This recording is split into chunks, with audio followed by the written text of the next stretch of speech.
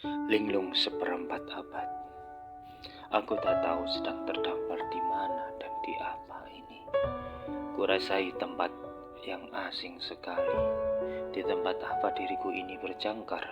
Mendadak saja kulihat hamparan alam yang sungguh teramat menakjubkan. Tubuhku meringan seolah buah kapuk masak yang berterbangan. Diterpa gemesir angin padang savana menghijau. Awan kemauan di petala langit sana nampak menari-nari indah. Hamparan bumi dapat kulompati bagai melentur gembur. Cericit burung-burung musim penghujan mengirama sahdu bertalu-talu. Warna-warni berbunga menyerpak ke segala arah, mengirim aroma kesegaran menyupir ke relung jiwa. Makhluk-makhluk menggemaskan itu hanya bersenyum lebar-lebar padaku. Aku semakin linglung dibuat oleh mereka. Tatkala aku ingin berdiri, datanglah pusaran cahaya keemasan mendekati. Ia mendekap merangkul semakin lama. Kenapa cahaya itu melilit tubuhku hingga mulutku tercekat dibuat olehnya. Semakin kaku tak kuasa aku bertalu-talu. Cahaya itu berubah menjadi lubang besar. Aku berusaha merangsek keluar, namun hanya mataku yang cukup berkesempatan menerjang berbinar. Flash! Seketika semua musnah dan berubah adanya. Akhirnya bisa aku gerakkan tubuhku perlahan-lahan. Aneh, semua ini sungguh nampak aneh. Seperti yang kuingat sebelum aku berkejadian sedemikian. Kutempelkan keningku di upin kamar rumah. Saat kurenungi dirgahayu perjalanan seperempat abad hidupku bernistapa. Namun entah mengapa aku sampai di hamparan alam yang sungguh berbeda tadi. Aku serasa mampu berjalan di atas awan. Awan-awan putih yang menggumpal di ubun-ubun petala cakrawala sana. Bernyala kemuning merah. Halo, apakah ada manusia edan di sini selainku? Teriakku melantang mengerang. Senyap lontaran suaraku hanya disambut desis angin sejuk yang bahkan sangat asing ada di bumi.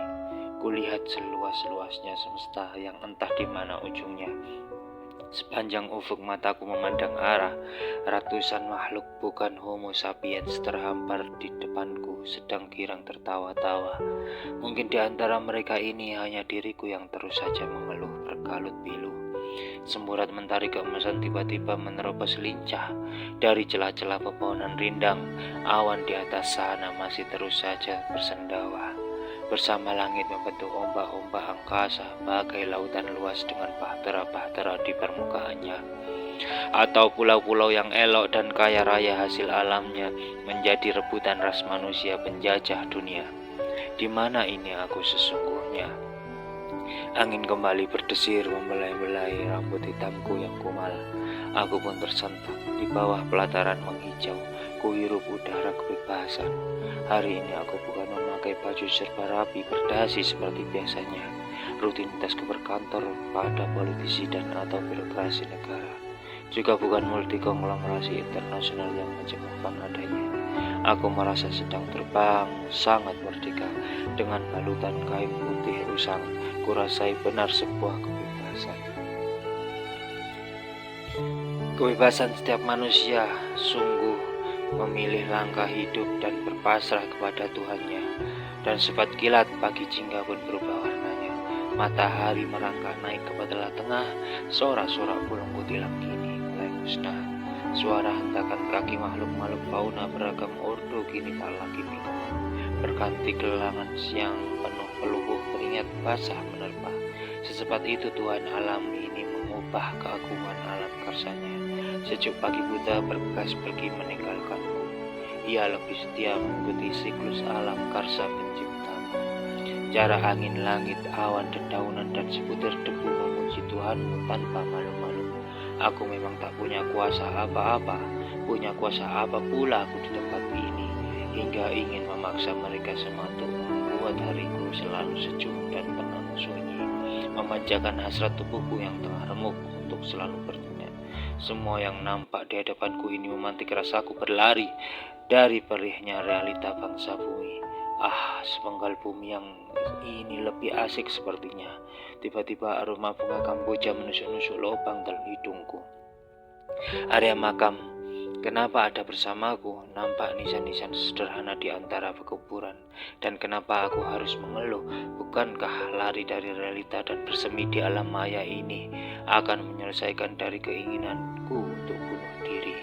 Tanpa berlalu senja, tatkala ada sepersit rasa ingin menguasai di relung hatiku, seketika itu alam di sekelilingku berubah dengan cepatnya. Asap panas berkebul-kebul, beragam hawa dan siksa ada di segala sisi. Lelehan embun di atas dedaunan talas pagi ini telah pergi mengudara.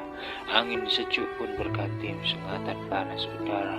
Hilir mudik para makhluknya pun tak lagi bercengkrama, berlarian saling tempur di mana-mana. Suasana kisruh semakin riuh membludak, dan semakin aku menahan rintik embun di mataku ini, nyatanya aku tetap manusia lemah. Kusekas titik embun di mataku, namun mengapa mataku semakin sembab membasah?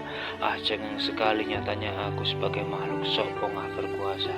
Keadaan berubah tanpa keping seketika, dan berhembuslah angin sejuk penghujung senja. Apa maksud semua ini? Tanyaku. Aku terdiam, mulutku tercekat, berdiri mematung linglung. Dan nikmat Tuhan mana lagi yang kau dustakan? Hei anak muda, sudah waktunya kamu kembali menghadapi dunia realita, tegur seorang sepuh padaku. Aku hilang dan kembali dengan linangan embun mata membasahi ubin menempel keningku basah. Betapa besar dosa keluh hambamu ini, Gusti. Adakah pintu taubatan nasuha masih Engkau buka padaku yang hina ini? Aku tersadar dari tidur linglung seperempat abad lama aku mencari arti